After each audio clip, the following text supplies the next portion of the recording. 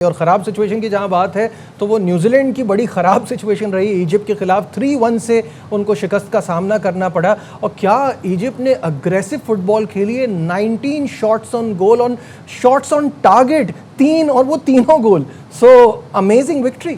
सबसे बड़ी बात तो मोहम्मद सलाह की जी, मोहम्मद सलाह की हमें बात करनी पड़ेगी। Is on the score sheet back again. इतनी क्रिटिसिज्म डोमेस्टिक सीजन लिवरपूल के साथ इतना अच्छा नहीं रहा, खैर बात कह दिया लिवरपूल को। अब देखते हैं उनकी क्लब फुटबॉल में, डोमेस्टिक फुटबॉल में किधर जाते हैं। लेकिन ये वर्ल्ड कप उनके लिए एक पॉइंट है to prove his mettle again. Exactly. कोई अच्छा बड़ा क्लब उनको उठा ले, may be he land up in the Saudi Pro League, we don't know. लेकिन यहाँ पे ट्रेजेगे और मोहम्मद सलाह, देखिए इजिप्ट की टीम बहुत अच्छी है। Egypt is a very good team. आप देखें उनके पास एक और स्ट्राइकर है जो मैनचेस्टर सिटी में खेलता है, Omar Marmoush. No one is talking about Omar Marmoush. उसका बेसिकली इंजरी प्रोन सीजन रहा है मैन सिटी के साथ, but he is a very important striker. तो मतलब अगर सलाह नहीं भी करते, ट्रेजेगे नहीं भी करते, तो दे गॉट उमर मामूश। लेकिन क्रेडिट टू इजिप्ट, वो जिस एग्रेसिव स्ट्रैटेजी के साथ आए थे, जिस तरह उन्होंने खेला, एंड आई थिंक कि ये अगर अगले राउंड में चले जाते तो काफ़ी टीमों को तंग कर सकती है। बिल्कुल ठीक है। अब अपकमिंग मैचेस स्क्रीन पर भी आपके सामने आ जाएंगे और आज का जो इम्पॉर्टेंट मैच है सबसे पहले वो है अर्जेंटीना और ऑस्ट्रिया के दरमियान। डैलस स्टेडियम में ये मैच खेला जाएगा और ऑस्ट्रिया, याद रहे कि जॉर्डन को 3-1 से हराने के बाद इस मैच में आ रही है और अर्जेंटीना ने अल्जीरिया को हराया था और वो बड़ा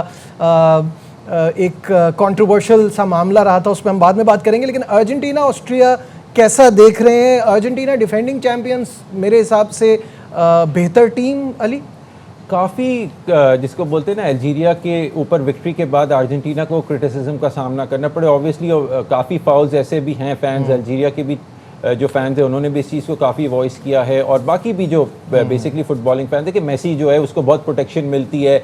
वो एक रेड कार्ड ऑफेंस था जिस तरह का उन्होंने full start zone challenge Algeria पे के ऊपर रखा, और मेसी जो है गोल्डन बॉय है, उनको प्रोटेक्शन है। लेकिन I think on the balance of play अगर आप देखेंगे तो ज़ाहिर है अर्जेंटीना अल्जीरिया में डिफरेंस है। इसी तरह आज के मैच के भी अगर हम बात करें, सो अगेंस्ट ऑस्ट्रिया, तो आप ज़ाहिर है Alexis Mac Allister in the midfield, very good midfielder है। फिर आप मेसी के साथ लोतारो मार्टिनेज को देख लें, who is forward at Inter Milan, बहुत अच्छा सीजन उसका रहा है। एमिलियानो मार्टिनेज जो उनके गोलकीपर हैं, जो कि गोल्डन ग्लव विनर भी थे 2022 के वर्ल्ड कप में, very good goalkeeper. Aston villa के साथ यूरोपा विलिंग जो उनका सीजन रहा है, यूरोपियन ट्रॉफी जीती है। So Argentina, I mean they are no pushovers, they are the defending champions. So अगर थोड़ी सी क्रिटिसिज्म लेफ्ट राइट तो चलती रहती है, लेकिन obviously you would expect for a team like Argentina and against Austria, ज़ाहिर ऑस्ट्रिया बेशक Jordan के खिलाफ जीती है, लेकिन यू वुड एक्सपेक्ट के Argentina would easily put this away. I think 2-0 से तो जीतेगी।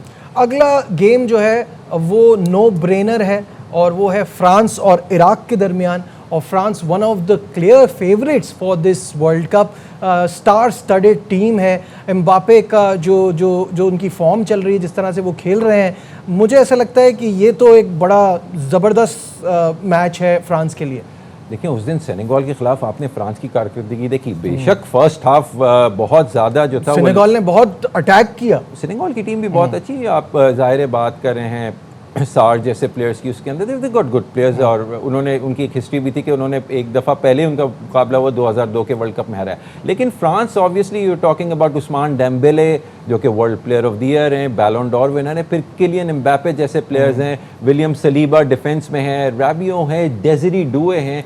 तो मतलब डेज़िरी डुए PSG के साथ चैंपियंस लीग जीते हैं, उस्मान डेम्बेले चैंपियंस लीग जीते हैं, किलियन एम्बापे रियल मैड्रिड में खेलते हैं, विलियम सलीबा आर्सेनल के साथ प्रीमियर लीग जीते। तो ये वो सारे प्रूवन विनर्स हैं, बेसिकली विनर्स हैं। सो आप एक्सपेक्ट करेंगे कि फ्रांस भी आज वही परफॉर्मेंस दे जो उन्होंने सेकंड हाफ में सेनेगल जैसी टीम के अगेंस्ट दिया था। तो this is a no brainer as you तो फिर सेनेगल की बात हो रही है, नॉर्वे सेनेगल इज नेक्स्ट। और मुझे लगता है कि आज के दिन का या ये जो ओवरनाइट जो मैचेस हैं उसमें सबसे वेल बैलेंस्ड गेम मुझे ये दिखाई दे रहा है। नॉर्वे मुझे लगता है अनचेंज आएगी, वही टीम खिलाएगी। क्या लग रहा है इस मैच में? ये बहुत मजे का मैच होगा। This is the pick of the bunch for today's matches, क्योंकि देखिए नॉर्वे में you got Erling Haaland, you got Martin Odegaard, एक क्रिएटर है, एक फिनिशर है। आपने अर्लिंग हालैंड का पहले गेम में भी देखा, उन्होंने गोल स्कोर किया है। He is a goal machine. वो सेलिब्रेशन भी अपनी रोबोट की तरह करते हैं, क्योंकि उसको आप जो भी देंगे he hardly misses. Manchester City में हमने देखा है पिछले 2-3 साल से जो he is the top goal scorer in the Premier League, कोई उसको नहीं कर सकता। इवन ब्रूसिया डॉर्टमुंड में भी था। And Martin Odegaard is the creator. बिल्कुल सही है। और आखिरी गेम है जॉर्डन और अल्जीरिया के बीच में, दोनों शिकस्त के बाद आ रहे हैं। और जो आप बात कर रहे थे उसमें मैं अपडेट भी देता चलूं कि अल्जीरिया ने अर्जेंटाइन के खिलाफ मैच में रेफरी के फैसलों पर फीफा से एहतजाज किया है। उन्होंने कहा है कई मौक़ों पर रेड कार्ड मिलना चाहिए था जो नहीं दिया है, और अगर कोई एक्शन नहीं लिया गया तो वो वर्ल्ड कप का बाइकआउट भी कर सकते हैं। इस खबर पर क्या कहेंगे? ये बहुत बड़ी बात है बेसिकली। और उन्होंने 3 इंसिडेंट्स जैसे आप बात करें ना, उनको रेड कार्ड ऑफेंसेस को उन्होंने हाईलाइट किया है। अब देखिए, मैच जब हो जाता है तो फिर पोस्ट मैच जिसको कि हम कहते हैं वो रिव्यू तो नहीं हो सकता, इन रेट्रोस्पेक्ट आप डिसीजन नहीं ले सकते। उनकी डिमांड ये है कि जी ये मैच उनकी तरफ से, अर्जेंटीना की तरफ से फॉरफिट करके पॉइंट्स उनको दे दिए जाए। ये तो नहीं हो सकता, और ये तो बिल्कुल नहीं हो सकता, क्योंकि जो पॉइंट्स ऑन द बोर्ड है वो हैं। अब ये दोनों टीमें हैं जिन्होंने शिकस्त खाई है, तो अब इन दोनों टीमों के दरमियान क्या होगा? You would basically fancy Algeria in this one. ठीक है, बहुत बहुत शुक्रिया अली तैयब हमारे साथ थे। आज में बस इतना ही। दीजिए अपने मेज़बान नजीबुल हसनैन को इजाज़त। अपना बहुत ख्याल रखिए। अल्लाह हाफिज़।